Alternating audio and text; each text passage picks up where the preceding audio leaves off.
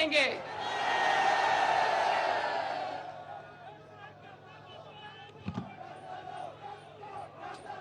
اب مریم نواز کو کچھ کہنے کی ضرورت نہیں, مریم نواز کو کوئی تقریر کرنے کی ضرورت نہیں.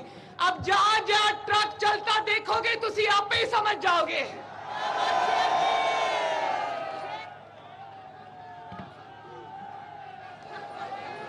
مریم نواز جب شیشہ دکھاتی ہے تو توہین عدالت یاد آ جاتی ہے. گجرانوالہ ڈویژن والوں, توہین عدالت تب نہیں ہوتی جب آپ کا منتخب وزیر اعظم محمد نواز شریف ایک اقامہ رکھنے پر, بیٹے سے تنخواہ نہ لینے پر اس کو وزیر اعظم کے دفتر سے نکال کر باہر کر دیتے ہو. تب توہین عدالت نہیں ہوتی. توہین عدالت تب ہوتی ہے جب ہر الیکشن کے فارم میں تم جھوٹ بولتے ہو, اپنی جائیداد چھپاتے ہو, اور نہ صرف جائیداد چھپاتے ہو بلکہ اپنی بیٹی بھی چھپاتے ہو. اسی جھوٹ کے ساتھ تم نے 4 الیکشن لڑے. کتنے؟ بھائی نواز شریف کی بیٹی تو آج گجرانوالہ کے سامنے کھڑی ہے, تمہاری بیٹی کہاں کھڑی ہے؟ جو شخص اپنی بیٹی کو اون نہیں کر سکتا, جو اپنی بیٹی کو نہیں مان سکتا, جو اپنی بیٹی کو انصاف نہیں دے گا, وہ پاکستان کو کیا انصاف دے گا؟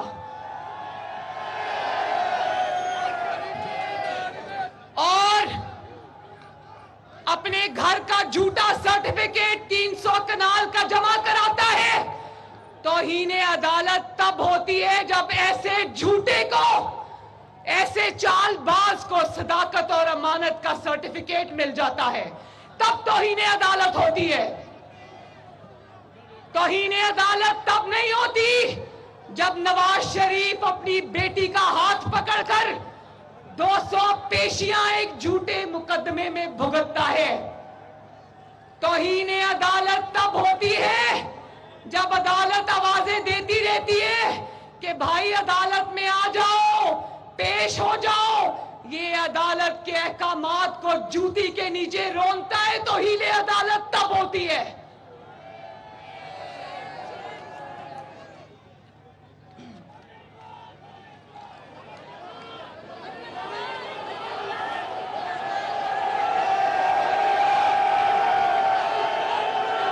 نواز شریف کو کہا جاتا تھا جھوٹے مقدمے میں پاناما سے شروع کیا, بیچ میں سے کیا نکلا؟ اقامہ, ایک ویزا. شرم کرو. اگر وزیر اعظم کو نکالنا تھا بہانہ تو کوئی تلاش کر کے لاتے, اور اس کو آپ بلاتے تھے. میں اپنے باپ کا ہاتھ پکڑ کر جھوٹے مقدمے مرد, ہفتے میں 5 دن عدالت میں ہم پیش ہوتے تھے. باپ بیٹی کے خلاف جھوٹا مقدمہ ہفتے میں 5 دن چلتا تھا. روز عدالت لگتی تھی, مانیٹرنگ جج بیٹھا ہوتا تھا اوپر. تب تو توہین عدالت نہیں ہوتی تھی. تب تو عدالت کا احترام ہوتا تھا کہ جھوٹے مقدمے میں بھی نواز شریف قانون کے آگے پیش ہوتا تھا. اور بیوی بستر مرگ پر تھی, مرتی ہوئی بیوی کو چھوڑ کر آیا, تب عدالت کا توہین عدالت نہیں ہوئی, تب عدالت کا احترام ہوا. اور کہا جاتا تھا نواز شریف 1 گھنٹے میں پیش ہو, اور شاباش ہے, نواز شریف بے گناہ ہوتے ہوئے بھی 1 گھنٹے میں عدالت میں پیش ہوتا تھا. اور یہاں دیکھو اس لاڈلے کو عدالت بلا رہی ہے, وہ آگے سے ایک پلسٹر دکھا دیتا ہے. 5 مہینے ہو گئے وہ پلسٹر اترنے کا نام نہیں لے رہا. نواز شریف کا مذاق اڑاتے تھے نا, اس کی بیوی کی بیماری کا مذاق اڑاتے تھے نا، آج قدرت کا، آسمان کا مکافات عمل دیکھو، آج عدالت بلاتی ہے تو وہ پلاسٹر والی ٹانگ دکھا دیتا ہے۔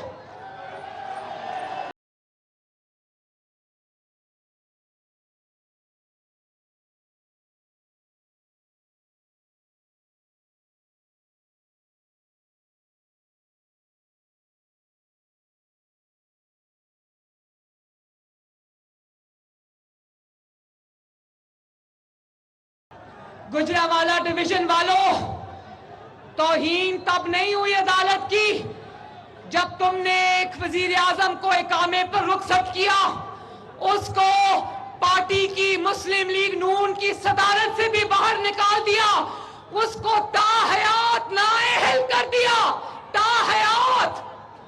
اور اس کی بیٹی جس نے کبھی کوئی حکومتی عہدہ نہیں رکھا، اس کو تم نے 10 سال کے لیے نااہل کر دیا۔ تب توہین عدالت نہیں ہوتی۔ توہین عدالت تب ہوتی ہے جب ایک چور، ایک ڈاکو، ایک گھڑی چور، جس کے یہاں تک ہاتھ جرائم سے رنگے ہوئے ہیں، جو گھڑیاں چوری کر کے بیچتے ہوئے رنگے ہاتھوں پکڑا جاتا ہے، جس کی بیوی ہیرے جواہرات رشوت میں لے کر رنگے ہاتھوں پکڑی جاتی ہے، جو 190 ملین پاؤنڈ 55 ارب روپیہ قوم کا پیسہ پکڑ کے اپنے دوست کی جیب میں ڈال دیتا ہے، جب وہ چور ڈاکو باہر دن دناتا پھرتا ہے، توہین عدالت تب ہوتی ہے۔ نواز شریف کے فیصلے تو بڑی برق رفتاری سے آتے تھے نا، دنوں میں، ہفتوں میں نواز شریف کے فیصلے آتے تھے، یوں آتے تھے، یوں۔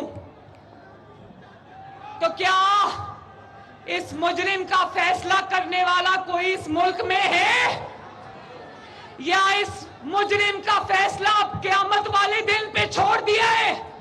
جواب دو۔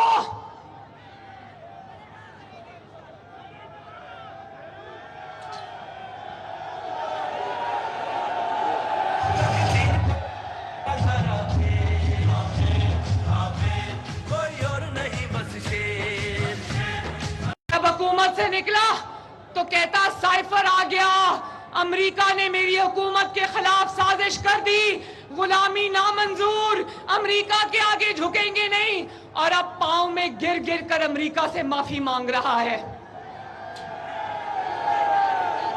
اسی جھوٹے سائفر کی بنیاد پر اس نے اپنی حکومت توڑی، اپنی اسمبلیاں توڑی، اور کہتا رہا یہ امپورٹڈ حکومت ہے۔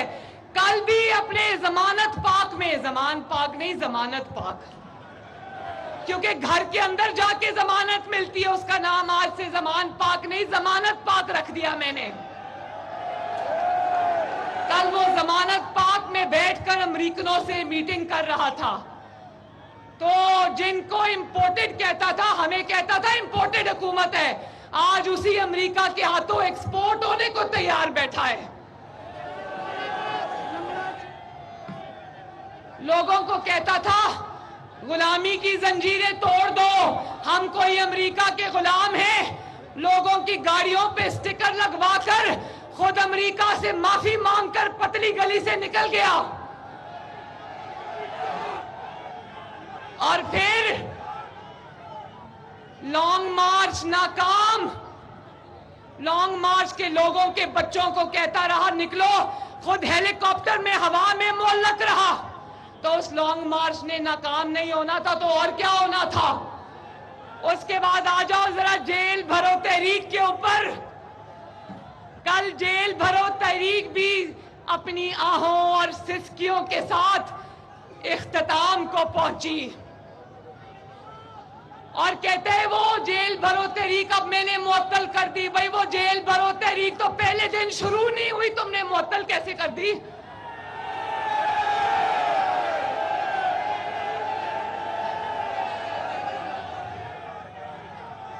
تاریخ میں، ہسٹری میں پڑھتے تھے کہ جیل بھرو تحریک بڑی کامیاب ترین تحریکیں ہوا کرتی تھی کبھی دنیا میں، اس سے بڑی ناکام جیل بھرو تحریک میں نے کبھی زندگی میں نہیں دیکھی۔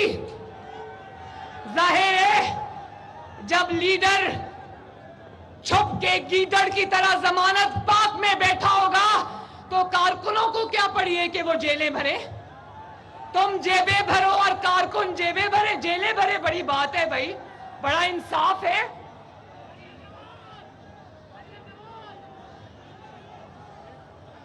اور جس اسمبلی سے نکلا، جس اسمبلی سے بڑی اکڑ سے نکلا تھا کہ یہ پڑے ہمارے استعفے، ہم اسمبلی چھوڑ کے جا رہے ہیں، اب روز اسی اسمبلی میں واپس جانے کی منتیں کرتے ہیں۔ مجھے بتاؤ گجرانوالہ والوں، کیا یہ ساری سیاست، یہ سارے فیصلے ایک ذہنی طور پہ صحت مند شخص کے ہو سکتے ہیں؟ بتاؤ مجھے۔ ایسے شخص کی درخواستیں نہیں سنتے، ایسے شخص کو پاگل خانے میں بھرتی کراتے ہیں، ایسے شخص کی سیاست نہیں دیکھتے، ایسے میں بھرتی کراتے ہیں۔ جو شخص اپنے ہوش و حواس میں نہ رہتا ہو، جو شخص منشیات کا عادی ہو، مجھے بتاؤ ذرا گجرانوالہ والوں، یہ وہ لوگ، بیچارے لوگ جو پلوں کے نیچے بے خبر سو رہے ہوتے ہیں، جو شہباز شریف نے فلائی اوورز بنائے ہیں، اوور ہیڈ بریجز بنائے ہیں، پل بنائے ہیں، جو شخص نیچے اس کے بے خبر سو رہے ہوتے ہیں، جو قبرستانوں میں اوندے منہ پڑے ہوتے ہیں، کیا ایسے شخص کے ہاتھ میں 22 کروڑ عوام کی قسمت دی جا سکتی ہے؟ بتاؤ گجرانوالہ والوں، کیا ایسے مخبوط الحواس شخص کے حوالے قوم کی تقدیر کی جا سکتی ہے؟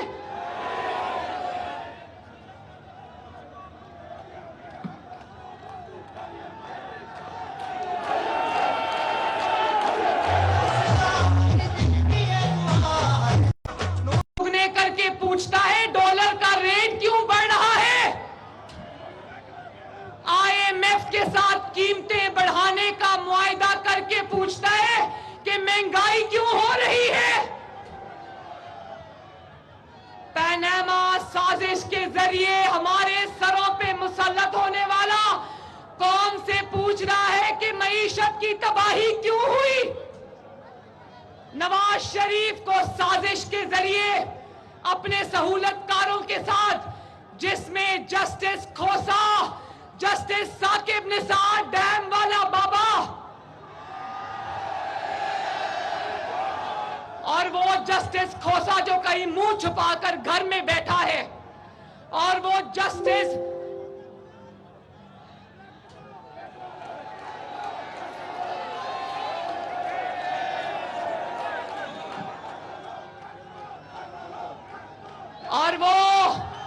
جنرل ریٹائرڈ فیض حمید، اس کے ساتھ مل کر ساتھ